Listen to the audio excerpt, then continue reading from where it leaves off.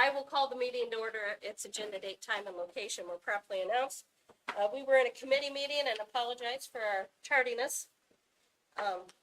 So we'll go ahead and get started right away. Thank you for coming. With the approval of the minutes of April 22nd, 2024 regular meeting and the May 13th, 2024 board retreat. Is there a motion to approve? Katie, is there a second? Chris, any questions, corrections? All those in favor, please say aye. Aye. Opposed? Motion carries. All right, is there a motion to approve the payroll for, well, I guess it's not just payroll, the transactions for the month of April in the amount of $1,161,860.87. So moved. Chuck, is there a second? I'll second. Rini, any questions? I did not receive any questions. I just have a couple. Sure. And I think we've heard about them, but they're pretty big numbers coming through. That business interiors, business Yep. interiors, that one's 75,000, and then the wood Genix, 52,000. Yep. And that's coming from that grant. Or That is, a big chunk of that was the Bruce Creer grant. There, we are now through that, and now we're going into referendum. And that was the teacher chairs, and the down payment for the teacher desks and the student desks that are coming. So, yep, and the curriculum for Amplify Education reading curriculum. yep. That was 101. I think we've heard about that too. Yep. I'm just wondering, how long will that be in circulation or be used? So there's a little testament to Patty, to be able to, that was an unbudgeted amount that the state gave us with Act 20. Supposedly, we're gonna get reimbursed up to, what, 50%, but it'll be more like 10% when it's all said and done. But we were able to find it in this year's budget to buy that. This is the big cost for buying all the teacher resources and things like that. There will be a reoccurring, but I would say that this will be good for the next few years. This is the science of reading stuff that the state is telling us. Now, is anything good after 3 to 5 years? We'll see. But this is probably one of the biggest investments in curriculum we've had since I've been here, and it's good stuff. It's K through 8. We're all on very similar pages. There's some really good stuff with the Amplify. And then the precision graphics, digital 7,049. I don't know if you know what that one is. Was that the That's fast forward grant? Yeah, that's part of the WEPC grant for tech ed equipment. And you know what? I'm not even sure I told the board about that grant. We have so many grants that people are applying for. The high school got a $25,000 WEDC grant that goes to that kind of equipment. So, Nice. I had a question about April 4th, Boston Foster. There was an actuarial report that it was 4850. Just was curious about that. Patty, I'm looking at you on this one. The actuary report, Yeah. that's required by DPI to be done every other year. Okay.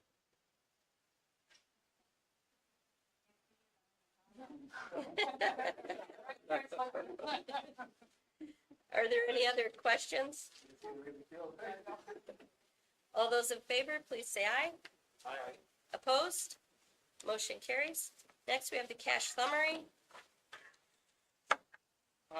Nothing really nothing peculiar or anything to really to point out for this month on this one.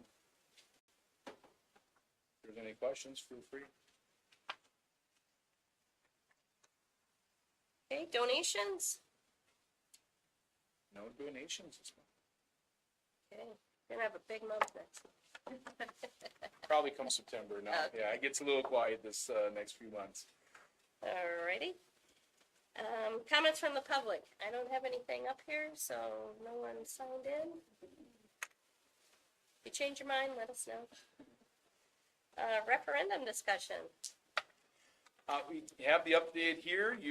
As you're walking in, the reason we're here, I think that's all the update we need.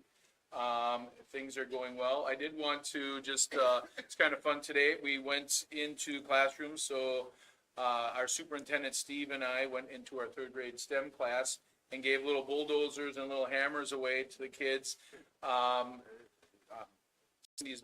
Barbara's been doing a fantastic job in her STEM class. They go out to the windows and they ask questions, and we thought it'd be kind of cool to culminate with this. Steve was really impressed because we were talking about the concrete and the foundation, about how that's not really the fun stuff. And one of the kids were able to say that they could see the rebar popping out of the concrete. So we have third graders that know what rebar is, and it was a really kind of a fun day for them, and let them know what to expect when they get back next year. So things are going well. We just keep moving on. We could do without the rain, but no, we're good from there.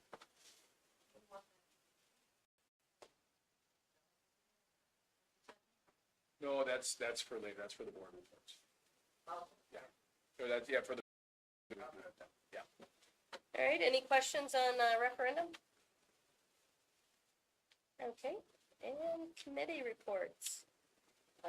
Policy committee met, and we will have some more discussion on a cell phone usage policy later on the agenda, and then hopefully we have some updates that we can approve later in the agenda.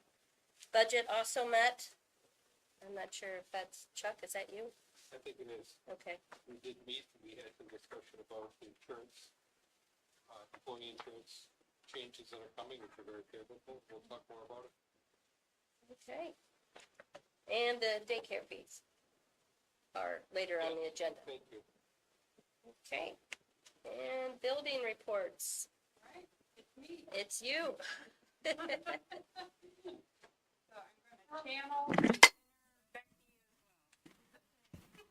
All right, so under strong classrooms, first we have finished up our spring diagnostic assessment.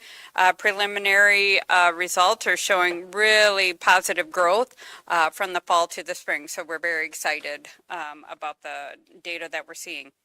Move up day transition activities. So elementary does move up day activities as well as middle school. So it's like kindergartners preparing for first grade to second grade. So they go visit the various classrooms. We do the same for middle school with fifth grade coming to sixth grade now, and then also eighth grade going up to high school. So we completed all of those move up day activities last week. So there was a lot of fun there. Glasses back on. Summer school, so the schedules will be coming out next week. Becky had indicated, so all systems go, and we have really a lot of kids signed up, so really commensurate with last school year as well. So looking forward to that. Camp Waikota field trip, 7th grade is going to be going on a 2-day field trip to Camp Waikota, where they learn a variety of things with outdoor nature as well as doing a kayaking trip. So we say farewell, Lori, in a kayak as she heads out. 8th grade promotion ceremony set for this Friday. So that'll be at 8 o'clock in the high school gym. It takes about an hour, and it's a nice little ceremony. Mike always comes and does a few words, so we're looking forward to that as well. AP testing is complete, right, Mr. Frias? He spent the last 2 weeks. We're doing all the AP testing, so really hoping for some really good results on that. Do you know when we get that data back, Travis, Jake? July. So we'll be looking forward to seeing what our scores come back with. LTC VIP days. So we had that about 2 weeks ago. That was in the auditorium. That's where we invite all of our seniors in. They all have, as long as they are graduating, they all have open acceptance to LTC. And we have a number of kids that are planning on going there. But it's a nice additional offering to students that maybe want to get some other basics out of the way before they even move on to their university of choice. So that's always a nice time there. Freshman Mentor Program, that's part of the Move Up Day activities, but with the Freshman Mentor Program that Jake has started, they were the ones that were actually doing the transition activities with the 8th graders. Anything you'd like to add on that, Jake? No, it was just something new we started this year, getting the mentors involved, and they really enjoyed giving back. Mrs. Rogers had commended them as well, because she was in on one of the breakout groups who broke the eighth graders into 5 small groups, so we had 2 mentors for each group. And really got to give them hands-on, some really good knowledge they can use moving forward when they can become freshmen next year. All right. And then job fair at Cedar Grove Belgium High School. So Jake took some various students there, go each year. So that was a very positive experience for our students as well.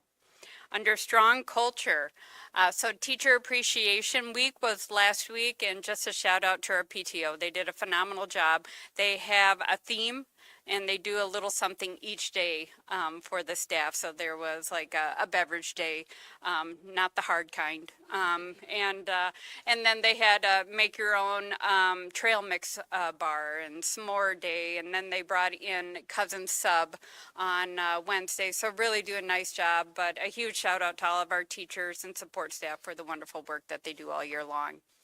Food for America.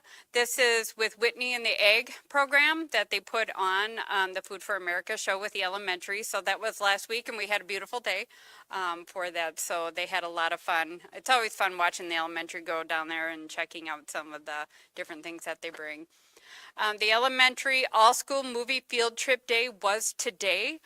They went to Cedarburg, and they told me the movie that they saw. I forgot, but then that's it, Super Pets. And then they did some additional activities once they got back. So they did kindergarten 1, 2 went in the morning, and then 3, 4, and 5 went in the afternoon. So that way they were able to do that. So they had a lot of fun. I could hear them going past the office. It was really a lot of excitement.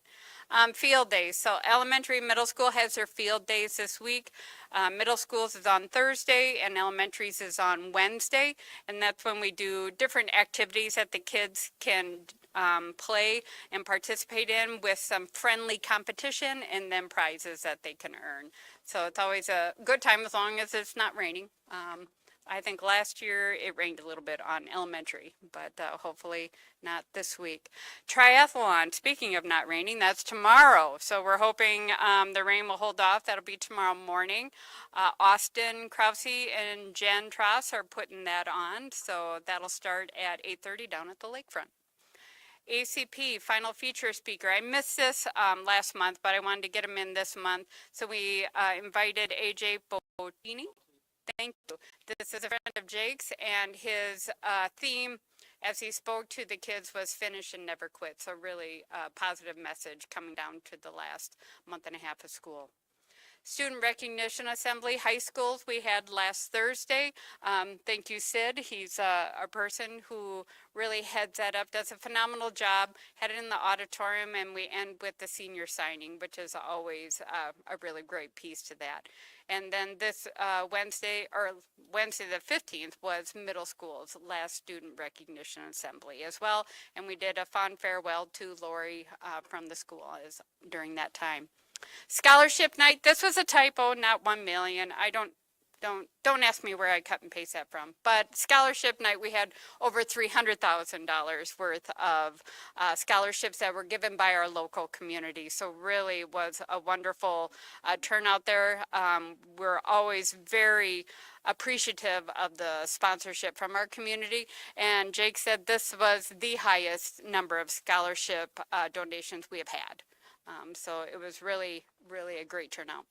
50 applications so far for youth apprenticeship, and so far we have, what was the last time? How many? 10 placements. Yep, 10 placements of those. So really exciting numbers there as we're working with our kids on post-high school career aspirations.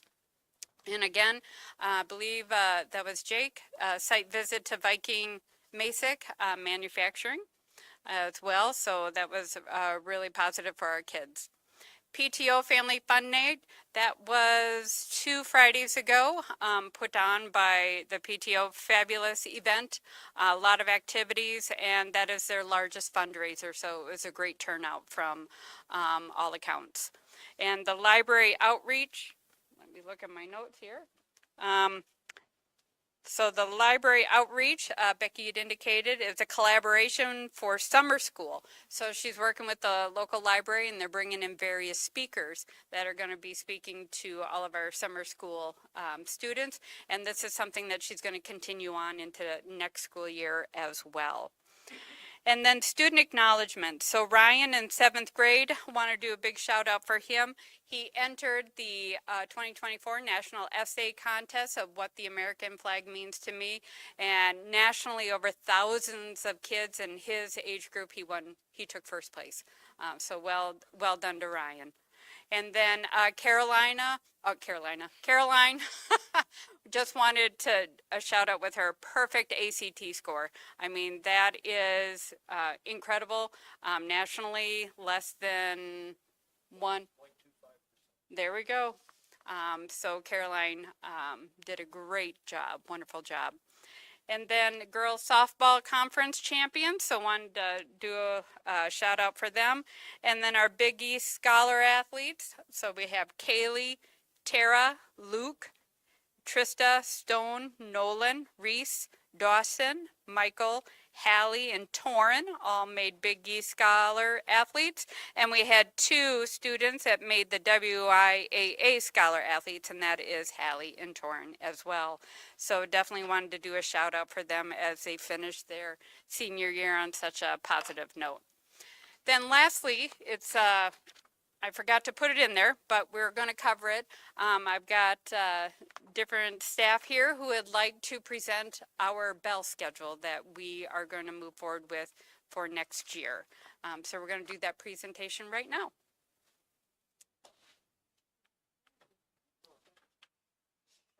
All right.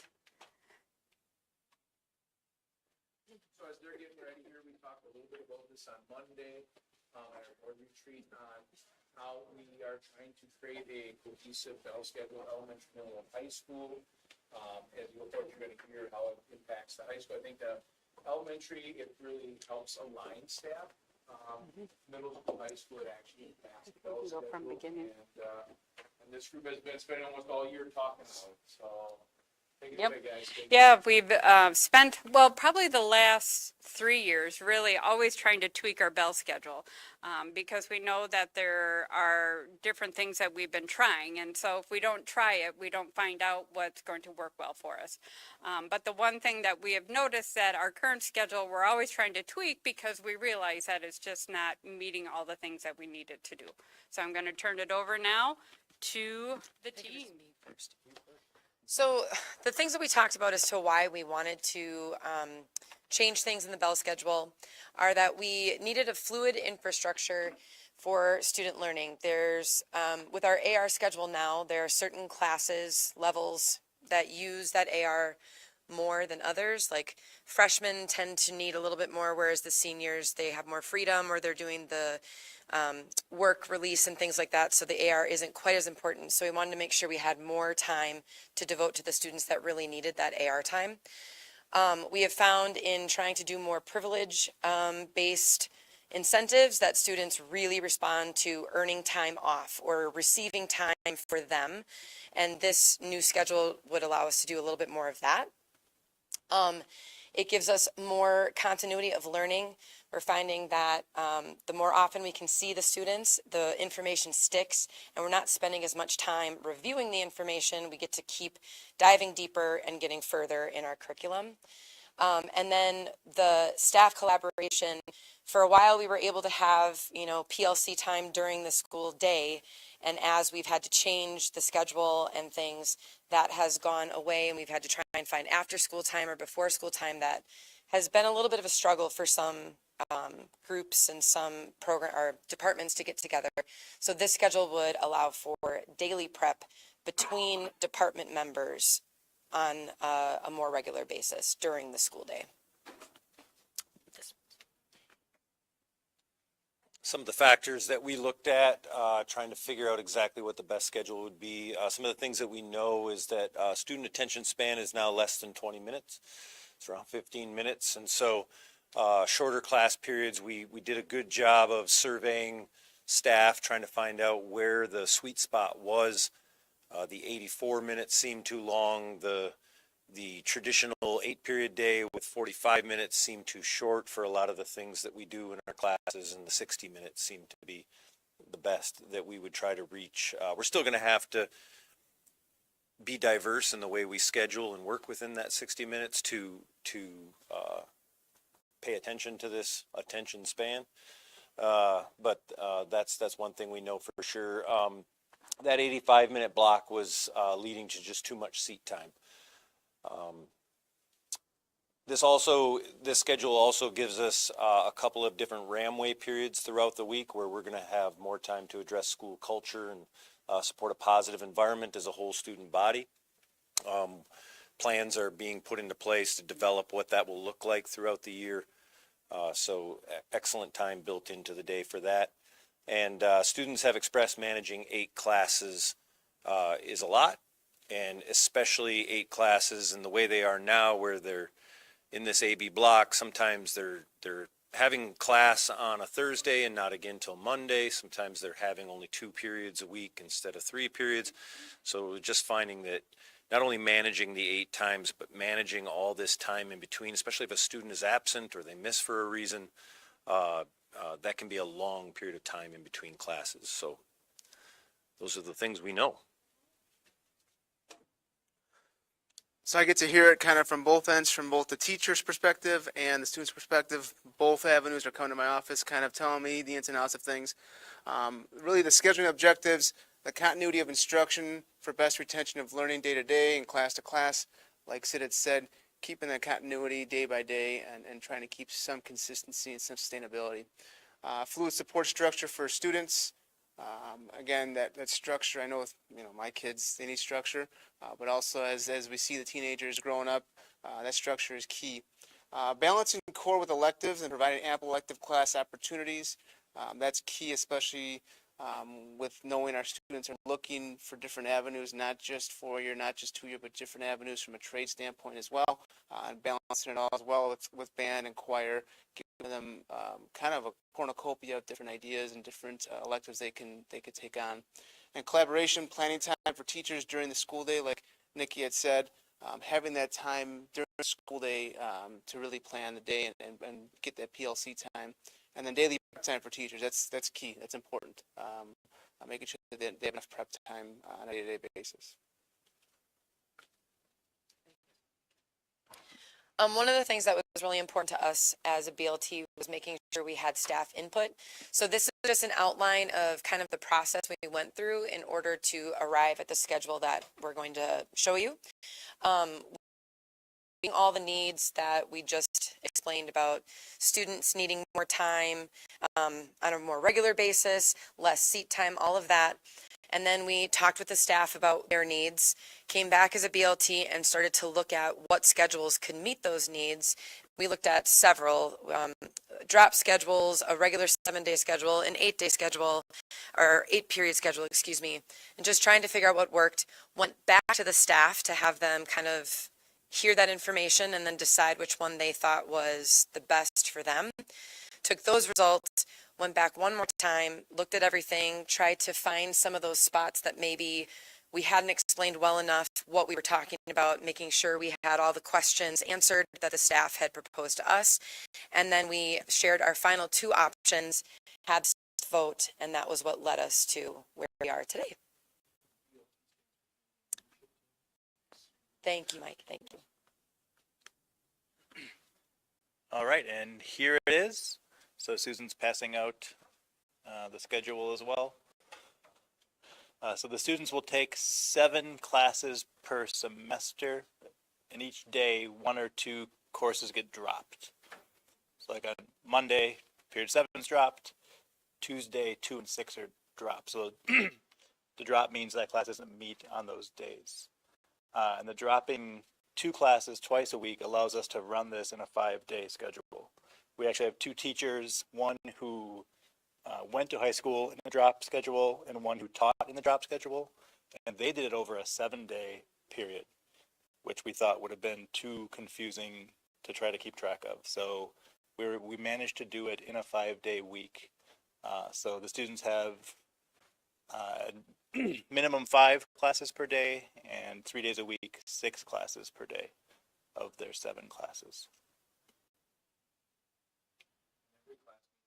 4 days per week for an hour.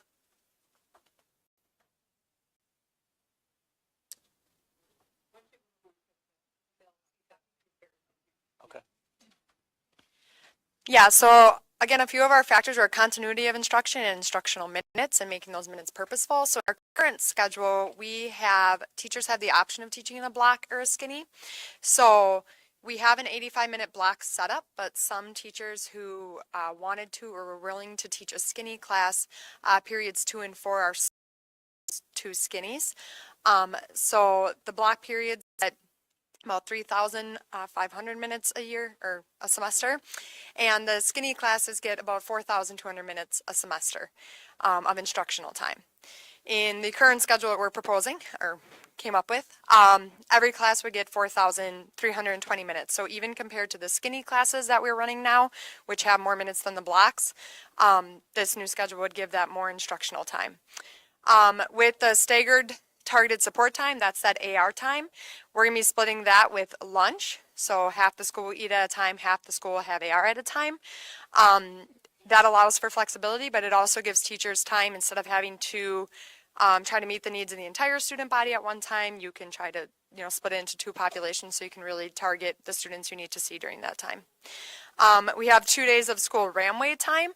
So the other thing that students voiced concerns about is that 1 day a week they were missing an AR day where they would get help from teachers or have time to work on things.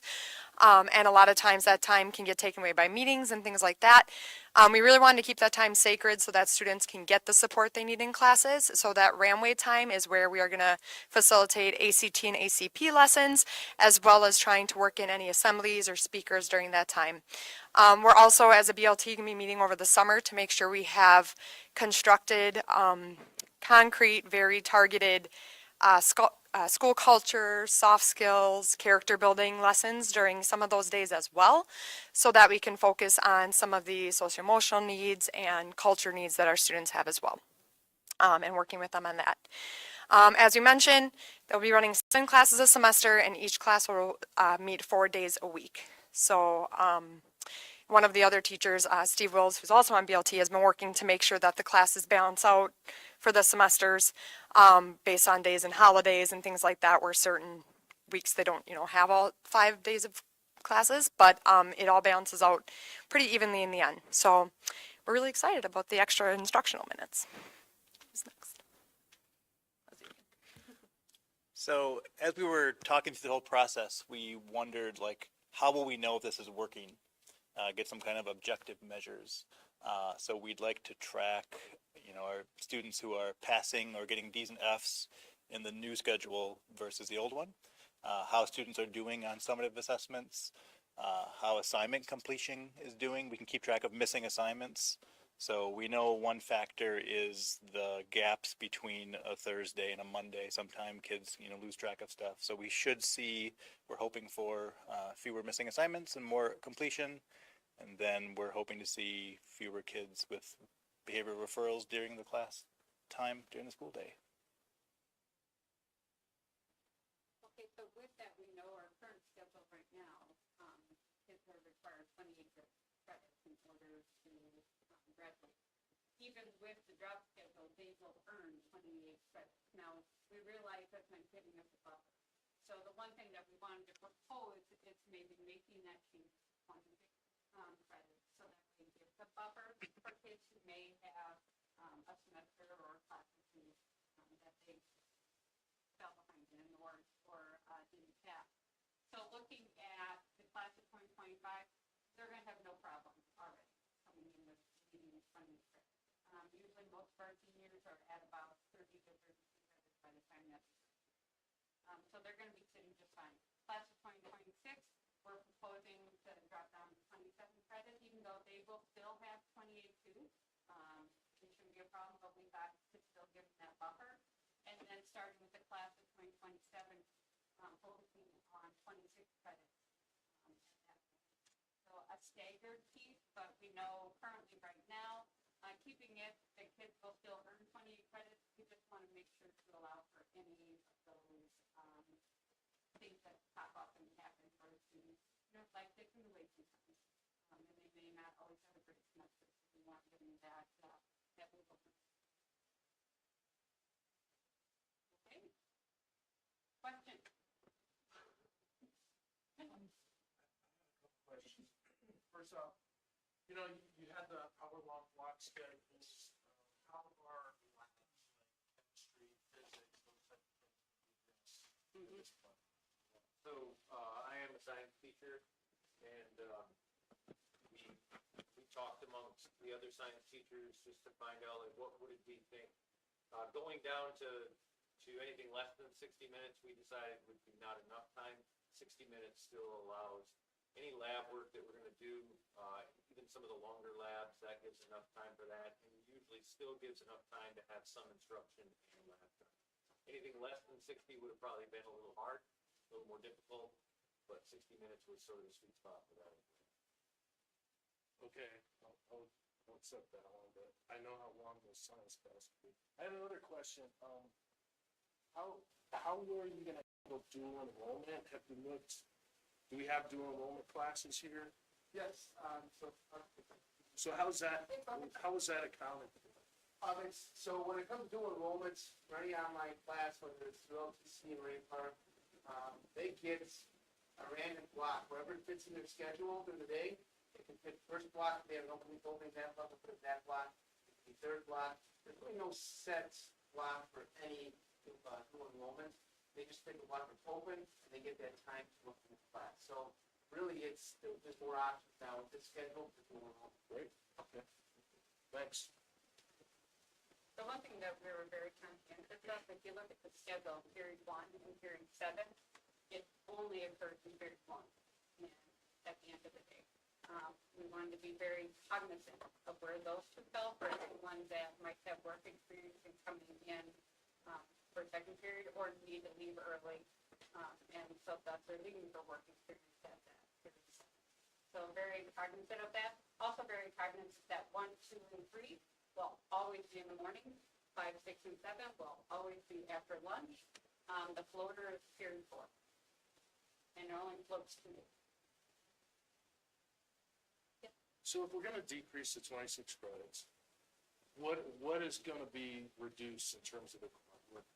So it's not English or math because those are state required, right? So what is the delta there? You know, what makes up that difference between 26 and 20? It's an elective credit. But we also see now where we're having like personal finance and different things like that that are always considered elective credits that we're going to be tying in there. So that's where it comes down to is elective credits. If we went to any schedule that didn't offer at least 7 classes, then that's where the electives really take a hit, and we are all in agreement that that could not happen. And so it has to be minimum 7 classes. To go to any other chain type of schedule, if they hit 60 minutes, you're probably looking at a trimester, and we figure we are not interested in pursuing that either, even though we know of a couple of schools that just go off them right now with the trimester. Most of all of our biggies, they're at a variety of schedules there, but their credits, we have the most credits currently out of any of the biggie schools. We require them. So we're trying to right size that too a little bit, because we're always coming into play with that with incoming and transfer students. Go ahead, Tom. Oh, I should know, what is the minimum by the state right now? Is it 20? Minimum by state. The absolute minimum is 15. Yeah. Your recommended, I know, yeah. You would be like surprised. you're highly recommended to give at least 20 from election. So we're well ahead of that 15. Yeah, sounds like it. And I just was questioning, you put this to all the staff to vote on? And like, what was the voting, was it close, was it 50-50, was it 75? I mean, what was the overall consensus of most of the staff when you? So what it came down to for the 2 schedules was the 7th period, or 6th period, 7 course drop, or a straight 7th period day. And so either way, we were looking at 7 courses. Okay. Is what we were looking at. You're probably looking at 75.8. So most of the staff. It was pretty close, really. No, I should say, it was probably more 60 points. Okay. It was I, just on the surface, again, my kid's a long gone, but I think this looks really good in my mind. Simple as it is for not knowing how it actually plays out. Well, I was trying to be very intentional with all of the staff input as well as student input. Travis, Sid, and Jake have been meeting with the student leadership group and getting, different feedback from them regarding different things that we're trying to do, at the high school. And there were some things that came through loud and clear about too much seat time and not enough time for, whole school type activities, and that they really wanted to be hitting on their culture. Did I also get that this is still evolving? I mean, if you decide you need changes, you guys are open to doing changes, would that occur after a full year or as the process goes on? Or how would that? The one thing that we had all were in consensus of, we wanted to commit to 3 years. 3 years, okay. Yep. So that we truly give it a good try. Because we know the first year is gonna be a little bit of fun. That's nothing if we even that out. But a good 3 years, minor tweaks, absolutely. But definitely 3 years. Okay. So you mentioned you hope it decreases behavior referrals. Can you just explain that a little bit? Like what's happening and how this will help? Too much seat I time. don't- yeah, Say too much seat time and a little disruptiveness. Yeah, from an attention standpoint too, just 4 years ago, the average attention span was about 22, 25 minutes. We've seen that drop scientifically to about 15 minutes. And I know, perhaps, but some of those 85-minute blocks, more of the referrals tend to happen after the 65th, maybe after the 70th minute. It's just getting answered. And could be some of our star students, could be some of our lower end students, but either way, they're getting antsy. We're thinking that, we're hoping that 65 minutes, that it's not, alleviate some of those referrals happen later in the class. And the one thing that you see there too, is that the kids talked about, they wanted one more minute for packing time, for bathrooming and stuff like that, because we saw that too, that there was an increase in the number of kids requesting to get out of class, usually go to the bathroom. And so we're, okay, 5-minute packing time, 60 minutes, a little less seat time, keep them all in class. That's the goal. So on the other schedule where it was 7 periods, how long was? That brought the periods down to, it was 55 minutes. But in order to, then we couldn't really build in a ramway. To build in the ramway, you had to drop down to 45 to get that additional ramway. And additional lot of AP classes that sometimes longer than 50 minutes, so that they can give a lot of time to have kids settle down, introduce the essay, and get that in.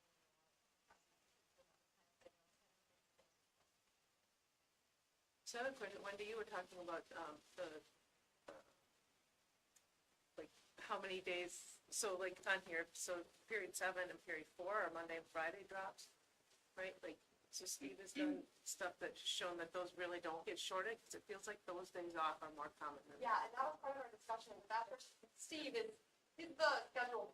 He likes to call out those periods and have his every single day planned out. And so he actually took the initiative to do that for us. That was a concern, and he timed it out and figured out, schedule ahead for next year, seeing what day we would switch to maybe like running a Friday schedule on a Tuesday or something, things like that on weeks where, to get those extra days in, for those classes that otherwise you might would be shorted if you were always just dropping Thursdays and Fridays for those days that are. So yeah, just switching out a Friday for, Tuesday for a Friday or something like that. Yeah, so here we went through and highlighted all of those, so we already know what the switches are. And you're looking at 16 or 17 days each class for first semester, and then they swap, so they're evenly throughout the entire year. Oh, so it's not like one day you come in on Wednesday and you're like, today's Friday, let's pretend it's Friday, it's like, It this will be 6 that. weeks runs this way, it will be It that? will be that. So that's like, you think of the Thanksgiving, we only meet Monday and Tuesday, so we're shorted Wednesday, Thursday, Friday. So we need to make those up wherever we have additional Mondays or Tuesdays. So it just like kind of flipping them in once, not like. I mean, it's very similar to what we do now, where it was supposed to be an 8 day, and we say we're shorted on B days, so we're gonna switch an A day for B day. I don't think it's necessarily bad. I think you could actually theme it and make it really kind of fun. Oh, yeah. So, Yep. Do you think it'll be easier for kids who are wanting to get in like the AP classes and the dual enrollment classes to do that now? Or is it gonna be harder when they're bulking up? Because we've got more options on a daily basis, for them to be able to plug in the dual enrollment classes versus a daily basis, you've got four blocks. Now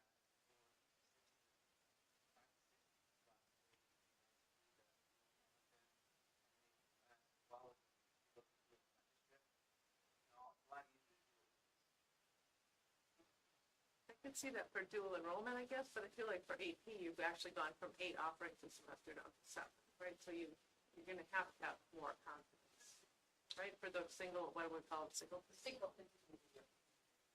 And we can get innovative too. We did this year. Well, they did this.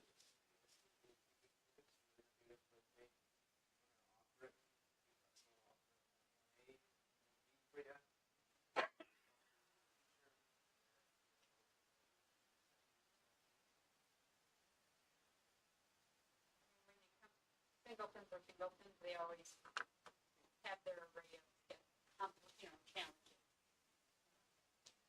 You said it was a 60-40 maybe for teacher support.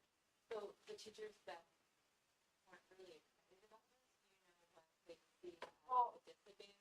Well, let me back it up to, when we had them rank order, their preference before, they had 3 different options. And in that option, the third option was block. And that was by far the least preferred. That was the least preferred. The 2 that were most preferred were the 2 then that we went back and just said, well, we need to narrow it down to either, are we gonna go with 50 minutes or are we gonna go with 60? If I had to guess, I would say some people may prefer the other option just because same thing every day, you don't have to think about planning for the switches. So maybe people who just don't like to have to necessarily juggle days and try to figure out, what's today, what's tomorrow. That probably played a role. Some of it not necessarily wanting to schedule it. Has some nuance to it. It's interesting, looking at the responses of that, it was more of our support staff, which I'm sure. With that, it was all of our support staff that went with this.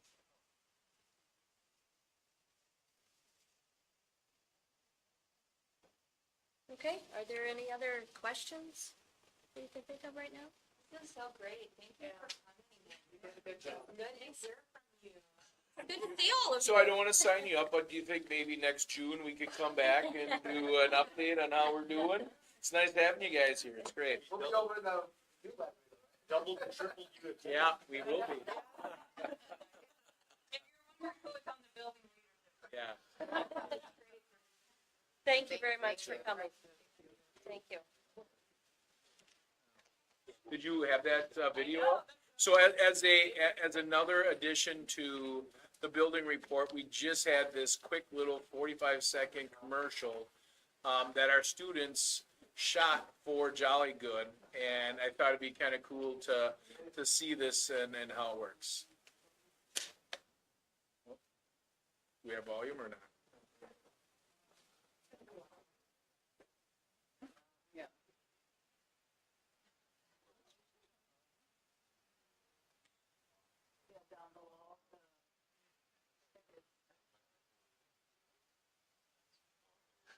It's just music in the background, so. Oh. Yeah, color but silent. Who decided to do that, or who said? So Jolly Good Career reached out and asked if, I'm trying, do you know exactly how that came together with Andrea and? Well, I know, yeah, it was Career that reached out to Andrea. She had approached them last school year about possibly working on a commercial. And so then they reached out this year. So then, Andrea. Peterson. That's gonna get national airtime, I think?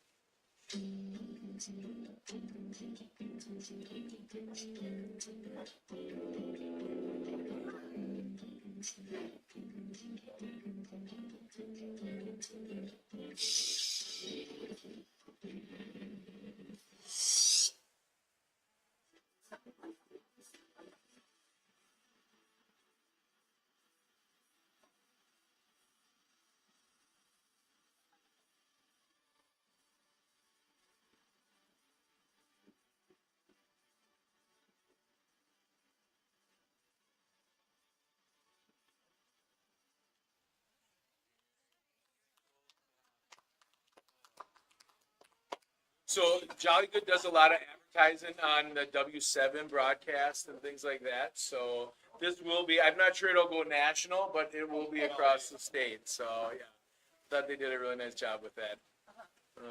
Nice. Okay. Next we have the pupil non-discrimination and equality of educational opportunities self-evaluation. So we had our listening session last month and we had it well attended, right? And this is just a federal hoop that we have to jump and you can go through. Thank you to Sandy Mountain for taking on this extra thing that none of us knew we had to do until this year. And this will be reported to the feds and has to do with the extra money we got last year. So with this, we are now compliant. Okay, is there a motion to approve? Chris and Chuck, any questions or discussion? Just a question. At the beginning of it, there were a lot of links, right, to Yes. external sites? Yep. Like the first 4 or 5 went to Kiwanis. So like, if you go to the 2266 and 2260 Delta, 2260, 2260.1.01, they all went to Kiwanis.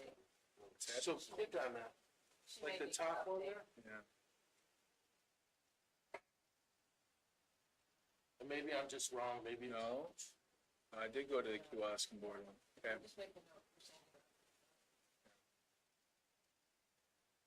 So as we make a motion, let's make sure we update the links. Update the links, you're okay with updating the links on your motion? Yeah, and the random like high school and middle school handbook didn't, the link didn't exist, it says. But like halfway down, it started going to the random. It did, okay.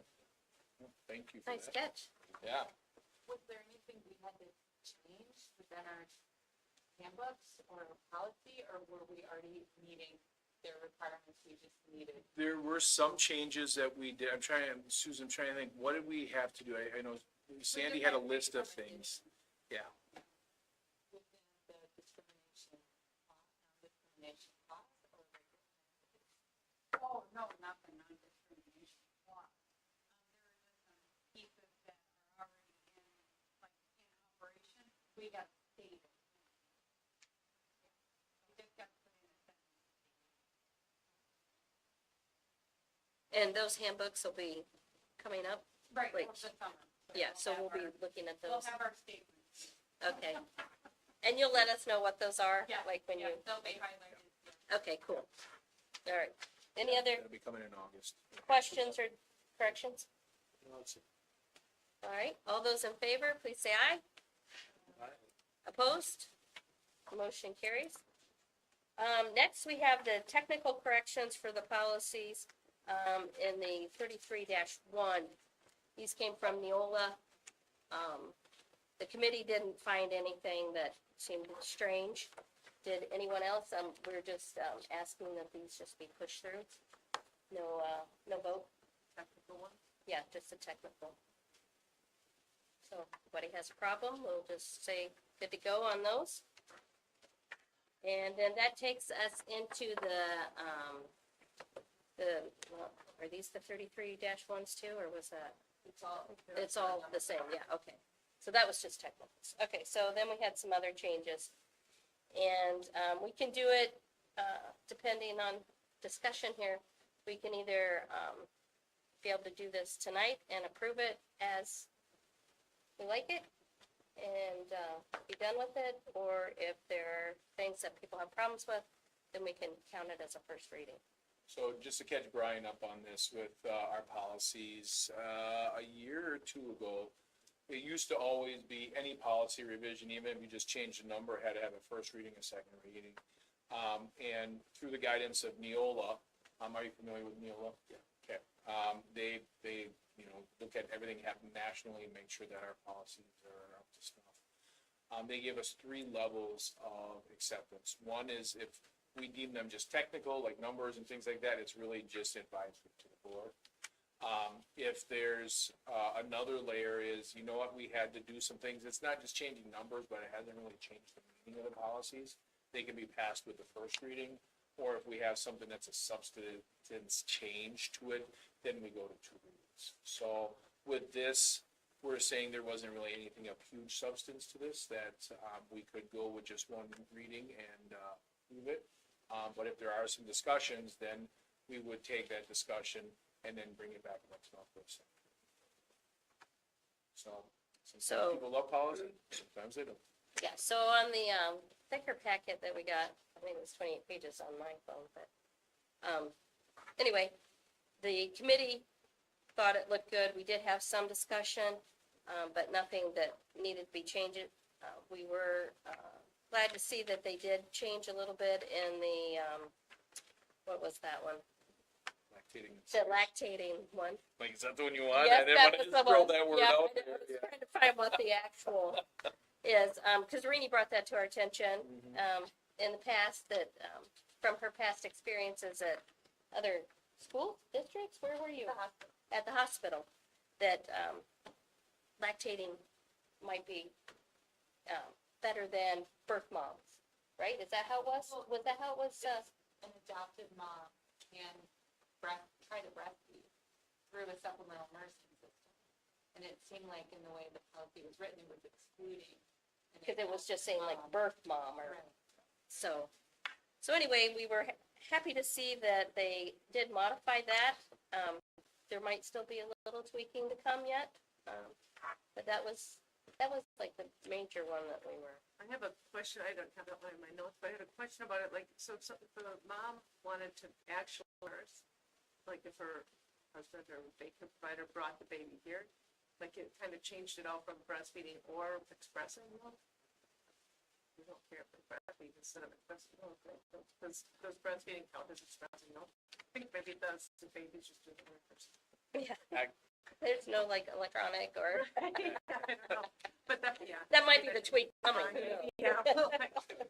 Whatever you would like to do. There was a line in there, and it's a little bit confusing, but it's saying if you're requiring additional assistance, maybe meaning I'd like to bring my baby in, then you just talk to them. I think it was there. Yeah, there was something about, yeah. So there's room for discussion. Yeah. I guess we would ever be difficult with the time. So, did anybody else have any? I have a comment on 2 of the policies that Okay. are in there, so I'm going to do the policy number this time. Okay, great. All right, so 2413 is health education. And so at the beginning of the changes, it like deleted a paragraph.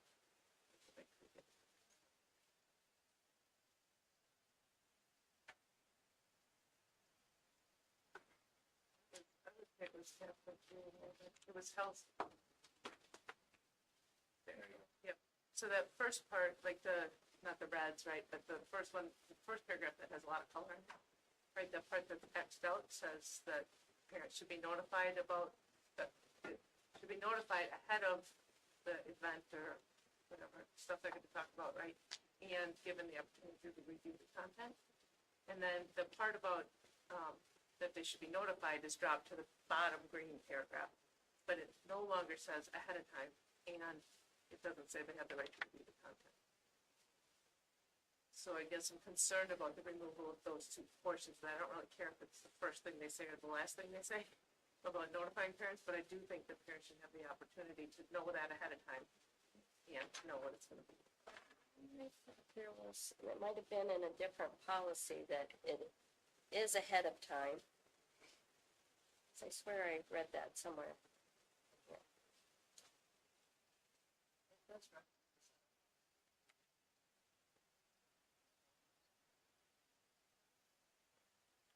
What's the other one, the 24?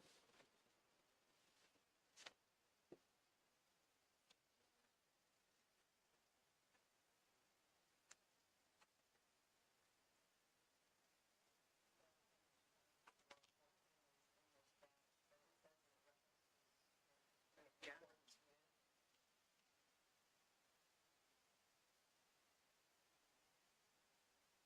I mean, even, I guess, I mean, I don't know what 2414 sounds like, but, I don't know why it wouldn't be here, even if it does say that there, I guess I feel like it ought to be here, right? If somebody's just looking for our policies to see if they need to notify parents, or parents have a right to see it, this feels like where they would look. Right, so. Right, and found an you shouldn't be answer, in you're gonna compliance with the policy by letting the parents know after the fact either, right? Like, It seems like they are rewording that in the last highlighted green sentence. However, I like the wording in this sentence than in red that they're taking out. I like how they say it. Because that last green sentence shall notify parents of planned instruction. I guess that's what I would, I think that's what I read, and But it just states it so much clearer in the old one. And it talks about in accordance with 2414, so it is in a policy. Can you just pull up 2414 once off on the Neola website? I don't have that memorized on what that's saying.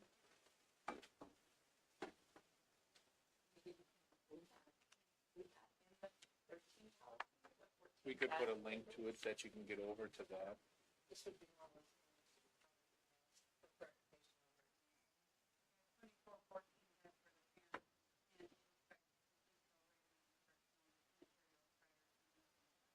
so It's in a different. it happens, which is referenced.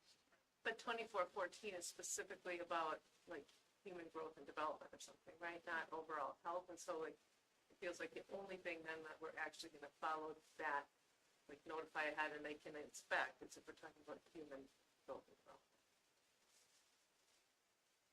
well, I think that's what this policy is about. The one we're in right now is like health education, so it's about all sorts of things, drugs and STDs and whatever. Yeah, where all that would fall. Well, STDs would be human growth. Health education.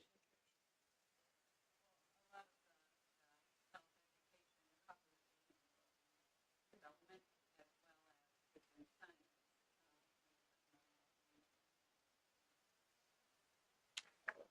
I guess I don't have a preference either way. It sounds like we're splitting hairs, but if it's a game changer. but- It's just sort of a parent's rights thing, like if we can be as straight about like, yep, you can look at it, you can know ahead of time. Of course, we're not trying to pull this in the wool over your eyes, I guess. I'd rather have it say that. I feel like it did, and now it's at least wishy-washy. See the point? Isn't that maybe clarification? Okay, Well, we can take it back and right. And we'll you talk to said you Richard had and bring it another, back. Yeah, the other one is just a question, I think, that somebody probably knows the answer to this, but in 5610 about suspension and expulsion, it's got like parent and guardian a whole bunch of places, but it keeps on crossing out or guardian, and I don't. Well, I don't know. It's down just a little bit further than that. It'll be the first time. I'm looking.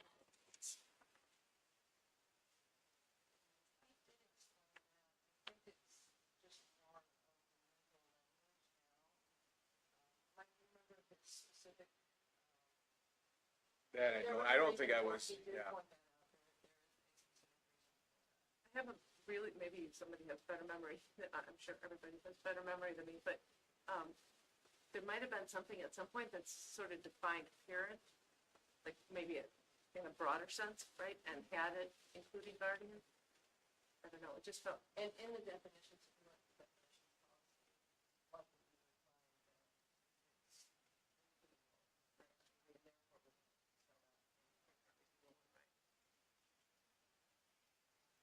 Okay, so can you just check on that, for next month?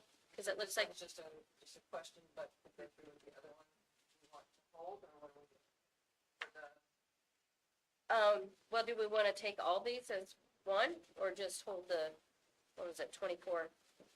Hold the ones back for, While we hold the two, while we get a definition for guardians. so 2413 and 5610. So those will be first readings tonight? Yep. Which, requires no action on our part. Did anybody else have any other questions on these? Okay, so then is there a motion to approve the other policies minus the 2413 and the 5610? Rini, is there a second? Katie, any further questions or discussion? All those in favor, please say aye. Opposed? Motion carries. Thank you, Kim. And then, still on policy is the cell phone. Yeah, and I just brought this up for first discussion. We talked a little bit in our committee, and we talked a little bit in the board retreat around some of the things we're hearing on cell phones. I think over the next few months, we want to kind of investigate where we're at with cell phones, where we are with social media. I think there's a lot of data out there and research that are showing that our children's brains look different now, and they're wired different now when you look at it through different imaging than they did 10 years ago. And, you know, I've been talking about this topic with parents. We did our day of no technology, and you see it feels different. I think parents are feeling different, and kind of looking at possibly seeing what we can do at the board level around helping us define what cell phone should be doing in the class. So we talked a little bit at the board retreat to kind of prime this. Any thoughts since Monday, last week Monday, on this topic?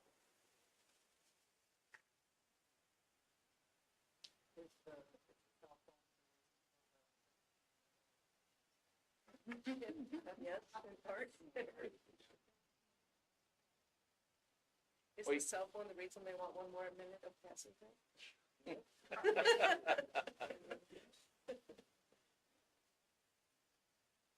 I'd be interested, we talked at the board retreat a little bit about the survey, right? I'd be interested in what the teachers have to say. I talked to my brother's wife, who's a math teacher in high school in Illinois.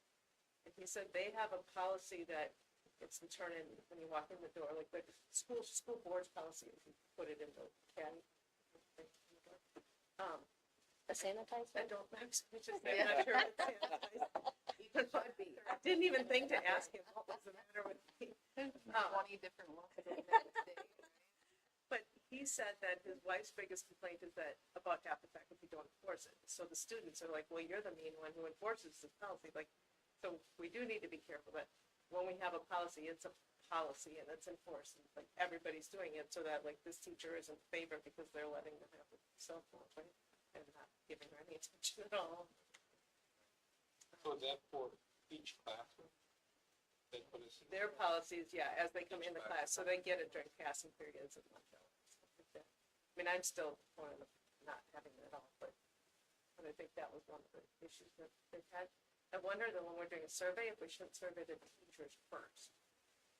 What they see as being reasonable and helpful in their classrooms before we go to, like we talked about parents and students being a part of the bigger survey. Or we could do all of them at the same time, but we certainly need to know the teacher's input separate from. What can the survey be done so people identify as teachers that way? Is it just a quick? I can make a copy of it. I have since Monday, since we talked about the survey, I've created a rough draft. I found a really great 2-minute video that talks about, I learned something from this, is that how the ding of the cell phone and of the Snapchat, some are feeling it actually sets off one of our primeval, right?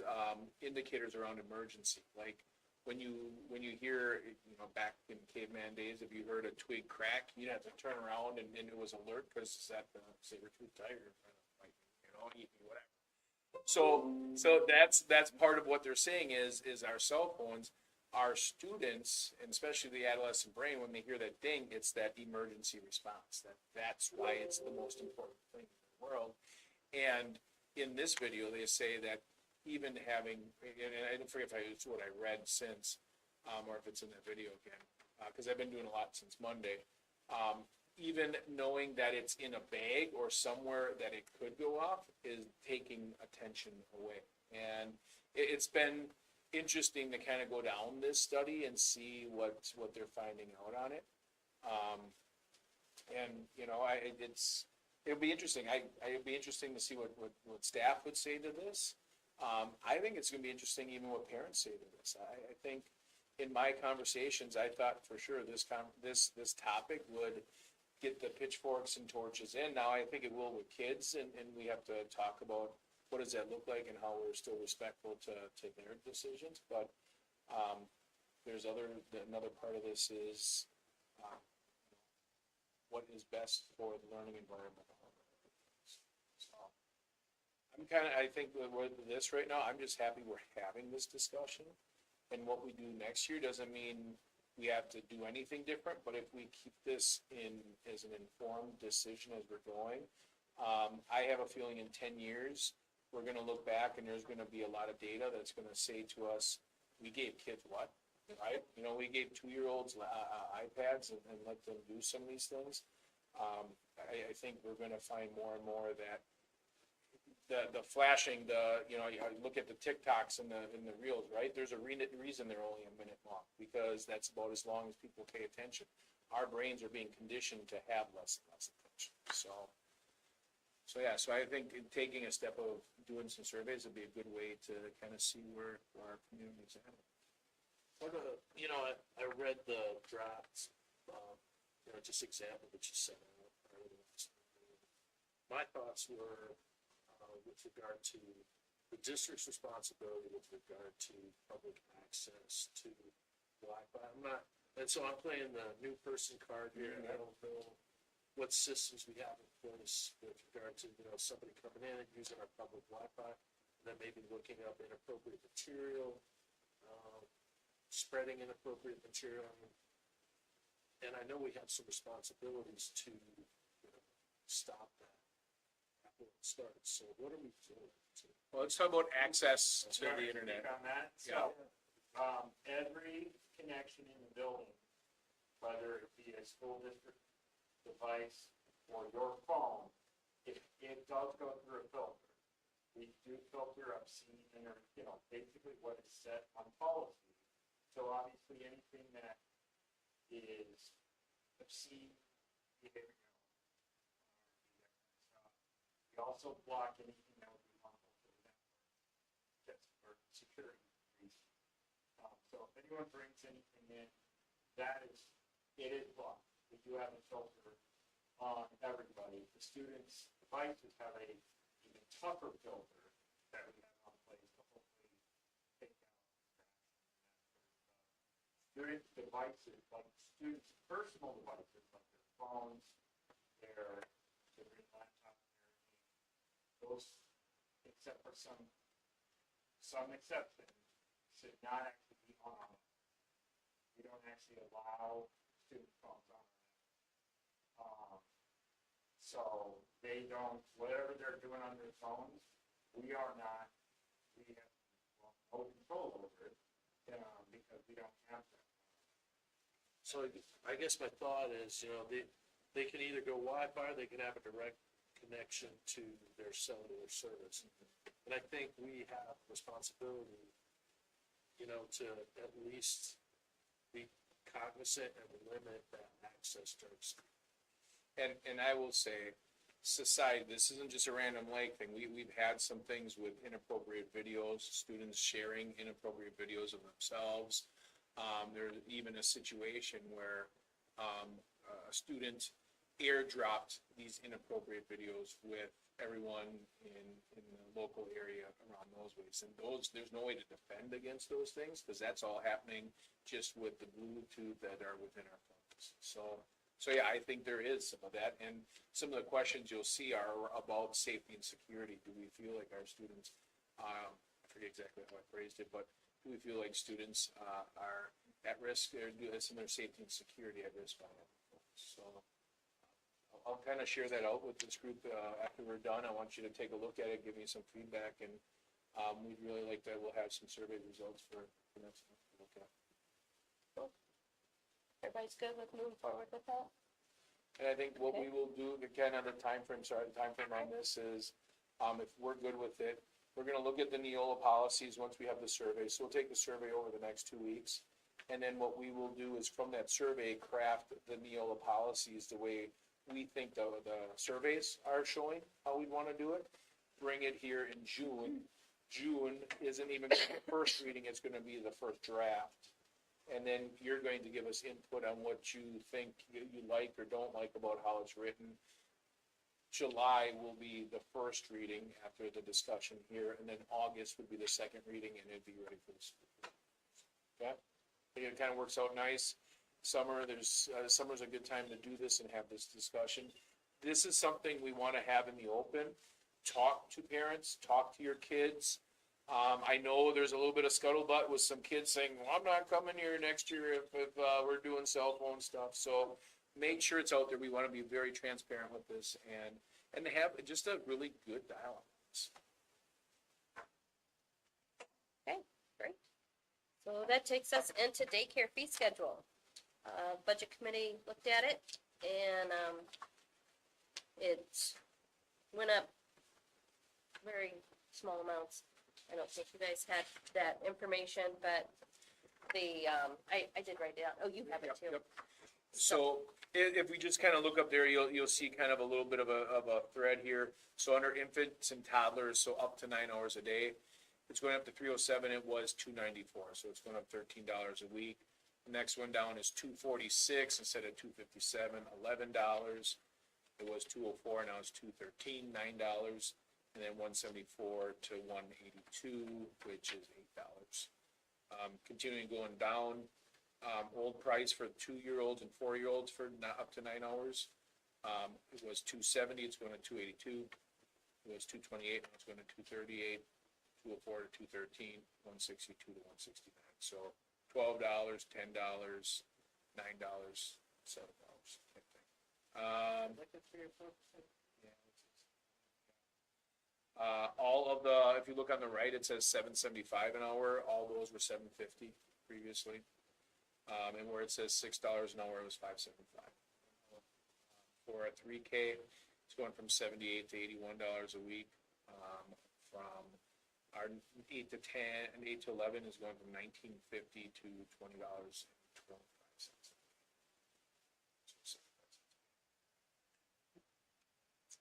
Oh, is there a motion to approve? So moved. Brian, is there a second? Amy, any questions or discussion? All those, Parents know, have their kids in here, they know that increase is coming. I'm not sure. I know, I don't know. I'm gonna say that way. I don't know for sure. I know Deanna and I have been working on this, for the last month or two. I've asked her to kind of share this, but I don't know for sure how much it's been shared. I don't know if This is not anything's been posted like in yet. an email, Yeah, not an email. Right? but it's as of July 1, so Yeah. we got a little bit of time. But this is not posted on the website at this point. No, because it's not been approved. Yeah, this same thing with the old prices are on the website right now. The daycare staff is getting a raise just like the teachers and stuff, right? So I mean, we have to keep up with that. I think people shouldn't be shocked. And just on a side note, our daycare has, and some of us that have been around for a while know, there has been some trials and tribulations there. It's been fantastic. We have a good staff. We have full-time staff. We have health, insurance benefits. And that's why we're staying with, we're keeping good people. We're paying them well. You know, Patty and I, the nice thing is we don't have to make money. We're not in business to make money in Rams Care. So, if we can break even and pay our people as much as possible, that's really our goal in this piece. And they were running a little bit in the red. We do feel like summer school is really going to help us out because we have so many students that are coming to us that we have. The daycare is gonna be full, plus the 2 kindergarten rooms are full of kids. So there's some really good things, and families are calling regularly trying to get in. There may be a day someday in the future that we need to double the daycare room up there. That'd be a good problem to have. Any other questions or discussion? All those in favor, please say aye. Opposed? Motion carries. The notification, this one we don't need action on, 24-25 hourly staff base wage schedule. Looks like a 4.5% base wage. Anybody have any questions on that? So if the base wage goes up, how does that affect the other? Are there any changes in the other wages? So what, I'm trying to think, Patty, you looked at the pricing for the support staff, right? With the 4.5%? Onto the base of it, right?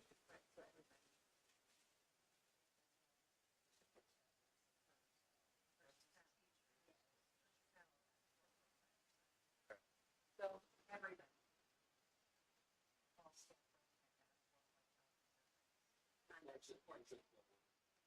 Everybody. Everybody. Okay. As opposed to to teachers where it was like 4.72 down to 2.73 or something. Okay, any questions? All right. What's up? Is this different? Than that one? Hourly staff and Yeah, salary there's 2 different, staff. yeah, salary, yeah. Okay. yeah. Okay. All right, so basically the same thing? Anybody have any questions?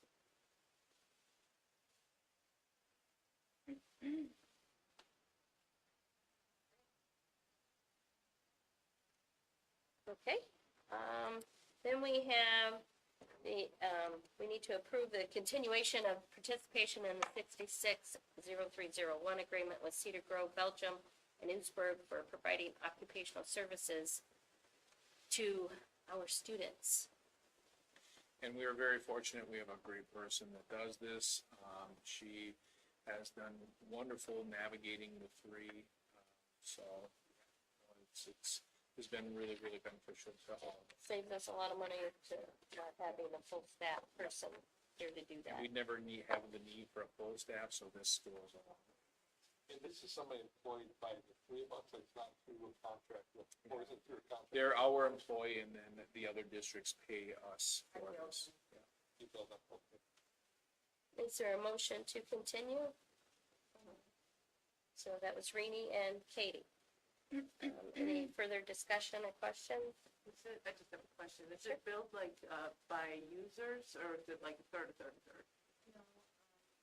by number of students that are staying at the school. And then the percentage of the salary. Any other questions? All those in favor, please say aye. Opposed? Motion carries. And then we have another 660301 agreement for our food service director and sharing with Sheboygan Falls. As you see, that's a 60% Sheboygan Falls and a 40% Random Lake. But she's our Our employee. employee. And you bill that one. Is there a motion to approve? Chris, is there a second? I'll second. Chuck, any other questions or discussion? What's the difference of why are we 40%, like 60? This size wise? These are still left over from Tom, and I think Tom did a really nice job when, things were really rough, trying to find ways and building partnerships with other districts. And Amy was out here, and, I think this was a way that worked really, really well. So kudos to him and finding good staff that are still sticking around. Any other questions? All those in favor, please say aye. Opposed? Motion carries. We do have a notification that, Mrs. McDonald, do you, want to give us any information on that? On the, Early early graduation? Well, I see that you approved it, so I don't know if you had anything to say about it. Eager to get, start working, they've been working. Okay, great. Sorry. Wake up over there, no sleeping. And we do have one resignation.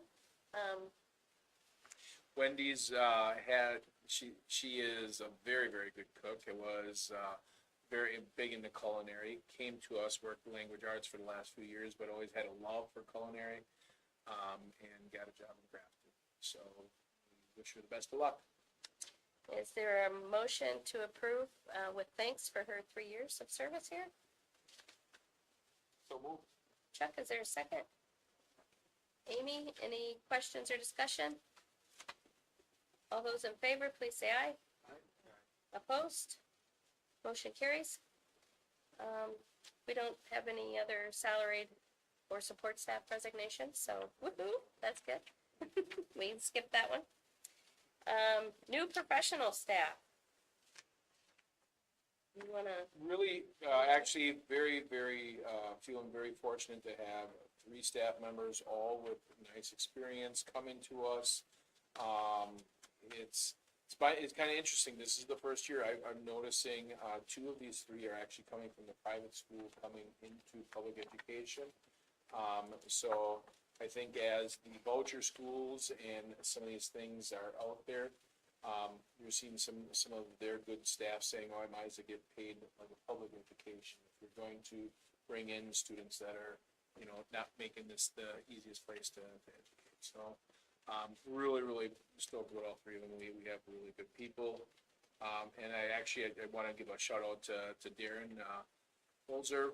We had Kennedy and Jennifer, apply for, the 4th grade job. And they're both did really, really well. And Susan had a math in the middle school that nobody applied for. And by Darren taking the math position, we were able to move Jennifer in the 5th grade. So a little bit of, moving talent around. Darren's gonna be a fantastic math teacher. And it's a place he knew he wanted to go in the future. So a shout out for him for being flexible in these times and just trying to put the best people in the right position, so. right, is there a motion to approve? Chris and Katie? All right, any further discussion or questions? All those in favor, please say aye. Opposed? Motion carries. Open enrollment applications. Okay, I almost had a heart attack when I seen the open enrollment, out applications. And 35, is that how many individuals, right? 38 individuals. And I started looking at what is going on here.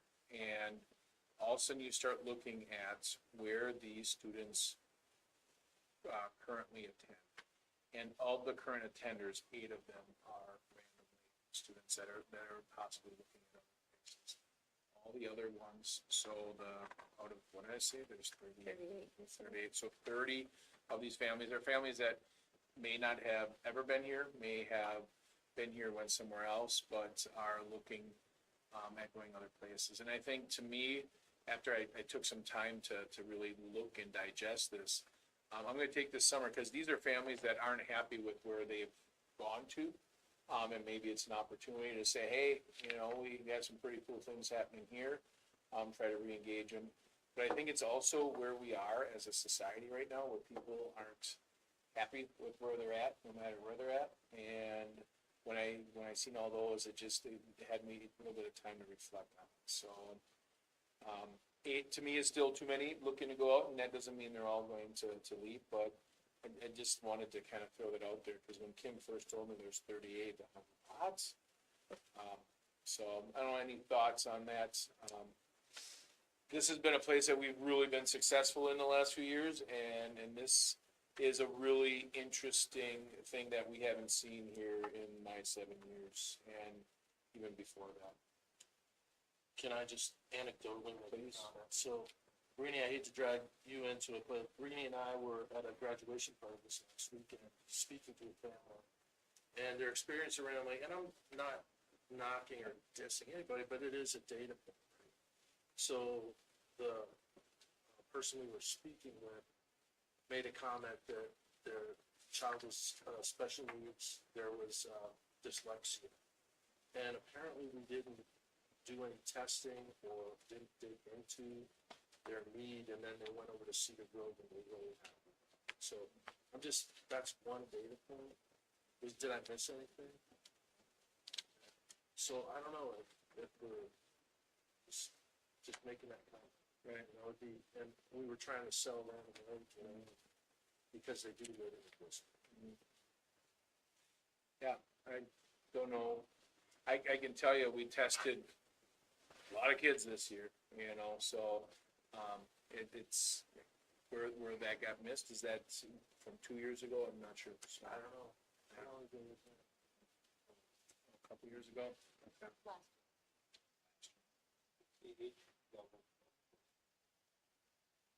You can see elementary, middle, or high school.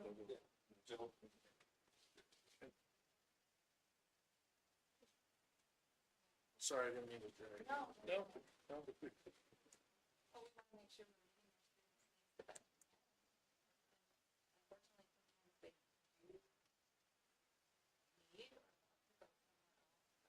I think like we've done every year. It's nice to know what the why is, and if there's something that we can do to bring families back to the district. So it's important to get that information. And we know a lot of them is where they live, which is like on the edges of the district. But there's other. We want to know. Because maybe there's And I would just say too, there's a reason that 30 families aren't happy with the school they're currently in, that aren't happy. And I would say, I can tell you that when you talk to families, there's always a reason they use, but sometimes there's many, many other factors that don't come into those discussions. And there's not an individual that's ever been asked to be tested that we haven't tested, right? And that's against the law to not do those things. Well, but I think it would be more noticing that this child needed to be tested, not, you know, the student didn't know, the parents didn't know Right. it was an issue. Right. But we would hope that the teacher, educators would notice that the child would need more support. And that was not.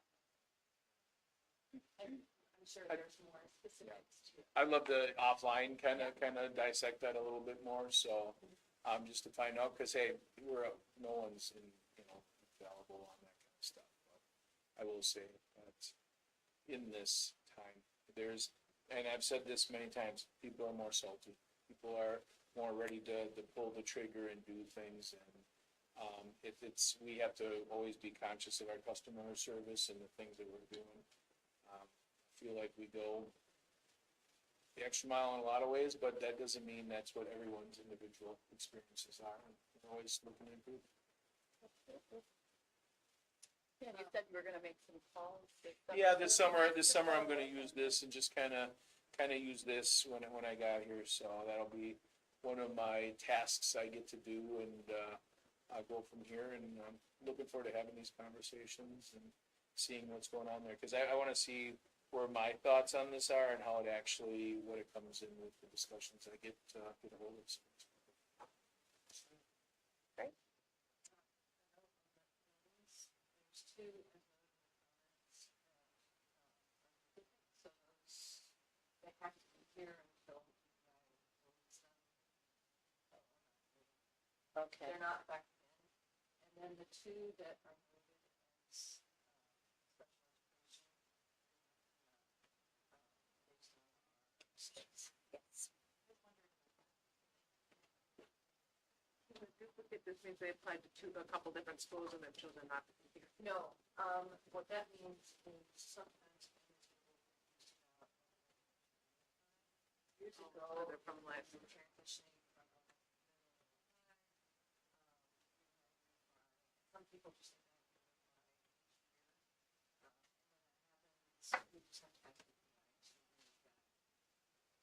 Those are students who are here from those other. They're already here. All right. We look forward to hearing what you find out this summer. Yes, yes. Where you're at with that. All right, informational items. Oh, for, Open Oh. enrollment. It just says notification. Oh, I'm sorry. It is an action. Oh, okay. Okay, all right. Is there a motion to approve? To approve the ones that we can and. Need a motion to approve the open applications in, with the exception of the ones that are. All right, is there a motion to that effect? Rini and Chris, any questions or discussion? All those in favor, please say aye. Oppose? And then we need one for. Motion carries. And is there a motion to approve those in the out category for open enrollment? I was gonna say, Well, somebody's we gotta deny do it. Katie and Rini. nope, gotta come here, sorry. All those in favor, please say aye. Oppose? Motion carries. Okay, thanks for getting us straightened out there, Kim. Informational item. Okay, first of all, a little bit from last month, if you remember, Natalie said that she had a little souvenir for everybody from the conservation fair. So it's a great Oh. little soup mug or coffee mug on a morning, so bringing gifts. Thank you, everybody, that should be for you then. Wow. There you go, a nice sturdy cup there. I don't know if you can put it in the microwave, I'm not really sure, I haven't taken it home yet. It does say it's China, but it's pretty solid. Couple other things, I don't know if we all know, but sometime last year-ish, an anonymous donor gave $1 million to the community to enhance Random Lake, the village, and all other kind of things. And part of it is to put a board around that money to make sure that this isn't spent frivolously and will be around for many years to come. And I was asked to be on that enhancement community member, so I will be taking part in that.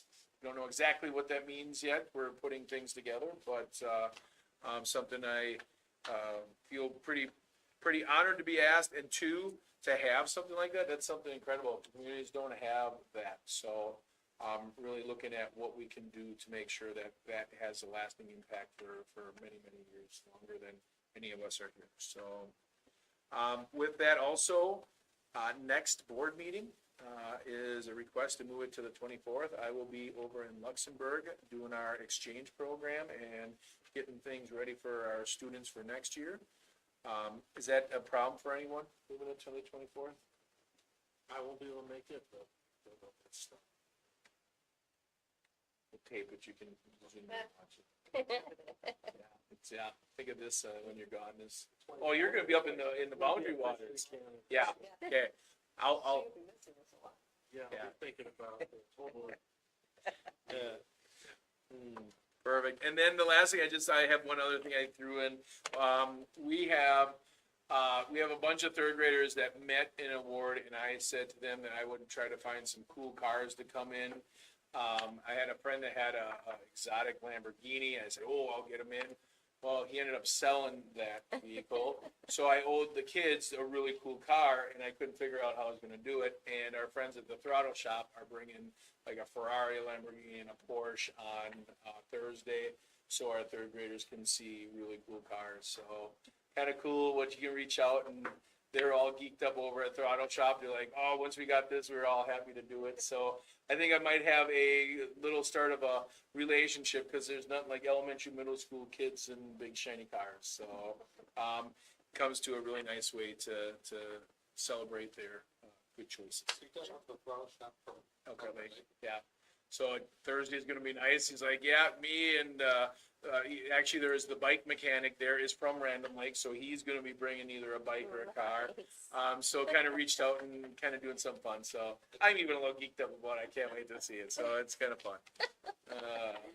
Okay, next on the agenda is closed session.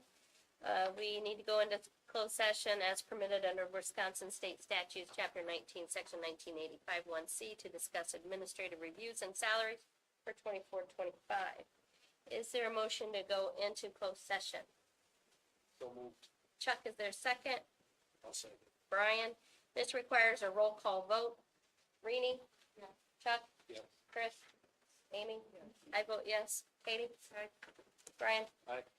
All right, we are in closed session. We will not be taking action after or during. And, thank you very much for coming. Gary, did you want that,